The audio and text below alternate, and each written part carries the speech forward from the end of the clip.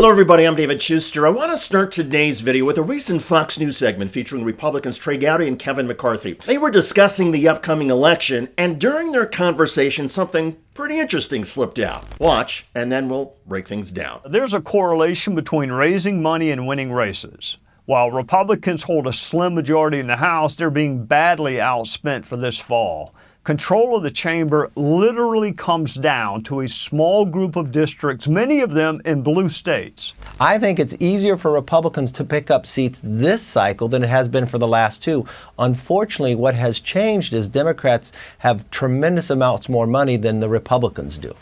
And we're in the majority. We are in the majority, said former Republican House Speaker Kevin McCarthy, but Democrats have far more money. And in that statement is the indirect admission I mentioned earlier. The reason Democrats often have more campaign cash is largely due to the vast amount of small dollar grassroots donations they receive. Democrats generally get much more of these smaller dollar donations than Republicans, who tend to rely on large contributions from billionaires or corporate interests. But let's pause and think about what that means. On a broader scale, this suggests that Democrats appeal more to the average American voter, while the Republican Party leans heavily on wealthy elites and special interests. And this goes beyond just campaign finance efforts. It's a window into the deeper ideological divide between the two parties. The Republican Party, for all of its rhetoric about populism and standing up for the forgotten man, often pushes policies that contradict the interests of everyday Americans. Take tax cuts for the wealthy, for example. Trickle-down economics have been proven time and again to primarily benefit the richest individuals and corporations, not the middle or working class. Yet trickle-down economics remains a cornerstone of GOP policy, reinforcing a system where the rich get richer while many Americans struggle to make ends meet. This disconnect between Republican leadership and the average citizen is a fundamental flaw in the party's ideology. Yes, the Democrats have their own issues. Corruption exists in both parties, and corporate influence is not exclusive to Republicans. But the Republican Party's agenda often directly undermines the American dream. Republicans tout freedom and opportunity, but their policies on healthcare, labor rights, and economic inequality tend to limit opportunities for a huge portion of the population. Look at healthcare, for instance. Republicans have consistently fought against expanding access to affordable healthcare, whether through attempts to repeal the Affordable Care Act or blocking initiatives that would bring down drug prices. The irony is that this affects millions of working class and rural voters who make up a significant part of their base. By opposing policies that would improve the quality of life for everyday Americans, the Republican Party aligns itself with healthcare corporate profit interests rather than the people Republicans claim to represent. Democrats are not off the hook, of course. The Democratic Party also has some significant problems, from establishment figures cozying up to Wall Street to internal divisions that often prevent passing meaningful legislation. But the blatant way in which Republicans prioritize the interests of the wealthy and powerful over the common good is undeniable. It's repressive to the American ideal of fairness, equality, and opportunity. In the end, the GOP's reliance on big donors and their alignment with corporate power reflects a party that is increasingly out of touch with the needs and desires of average Americans. The American dream, the idea that through hard work anyone can succeed, is slowly but steadily being eroded by GOP policies that concentrate wealth and power at the top, making it harder for people to rise from the bottom. And that's something we need to be talking about, not just in the context of elections, but when we think about the future of our democracy. And all of this, the reliance on big donors, the disconnect between GOP leadership and the average American, is playing out right before our eyes in the 2024 presidential race. What's remarkable is that despite everything I just mentioned, this race is actually still close, with Kamala Harris holding only a slight edge over Donald Trump. And Democrats in Congress overall are also only slightly ahead of Republicans. Now, let's rewind a bit. The Democrats did not exactly have a smooth summer this election cycle. You probably remember that disastrous debate back in June when President Joe Biden went head-to-head with Donald Trump. It was painful to watch. Biden's age showed, and that performance, along with the widespread panic in the Democratic Party, pressured Biden to step out of the race. Until Biden announced his withdrawal, it felt like the Democratic Party was going to implode, with many voters questioning whether Democrats even had a viable candidate. But then Joe Biden withdrew from the campaign. The party quickly unified behind Kamala Harris as the nominee, and her campaign got off to a remarkably smooth and compelling start. And now, despite a truncated calendar and intense rollout of her biography and policies, Harris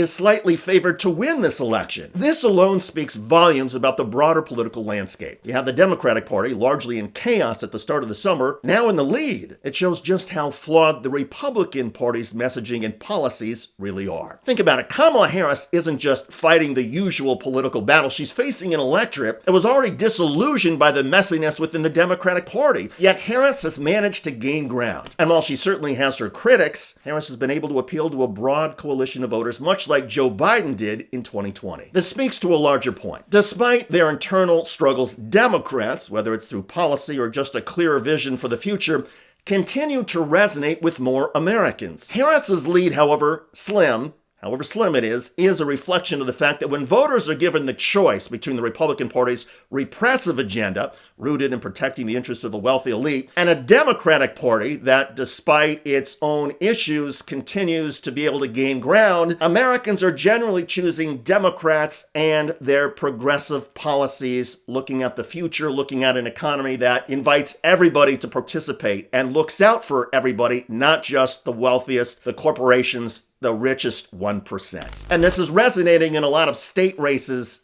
as well. Democrats are making big investments in their efforts to hold on to the Senate. They are also making efforts to flip a seat, like in Florida, where Democrat Debbie Mercosur-Powell is looking to unseat Republican Senator Rick Scott.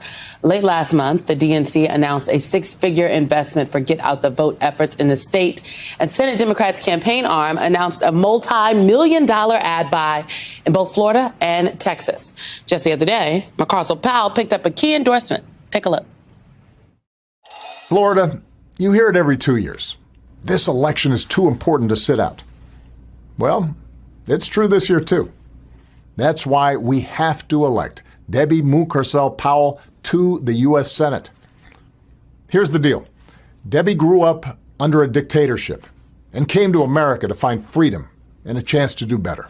Ironically, Debbie Mercosur-Powell and her fellow Democrats are now fighting off a potential American dictatorship being pushed by the Republican Party. What's also interesting here is that this election in Florida and countless other states could have easily been a golden opportunity for Republicans. With Joe Biden's struggles and the Democrats initially looking disorganized, analysts say the race for the White House and control of Congress should have been easier for the GOP. But instead, the Republicans up and down the ballot are trailing, and the election is slipping away from them. And that's because at the end of the day, the Republican Party has refused to evolve.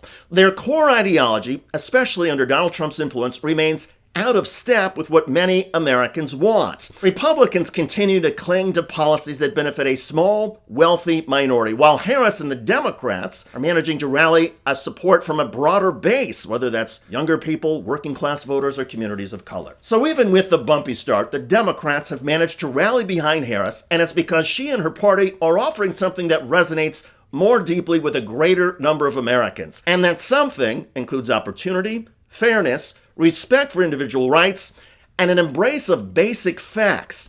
And taken together, despite all of the noise, Democrats are in the lead and are favored to win the White House and get a majority in the U.S. Congress. However, the only survey that really matters is the one that counts, the actual voting. So remember, if you care about the direction of this country and are determined to have a society that reflects your values and character and priorities and policies, be sure to vote. Confirm that you are registered in advance and cast that ballot either through mail-in voting, walk-in voting, or absentee. Take nothing for granted in this election.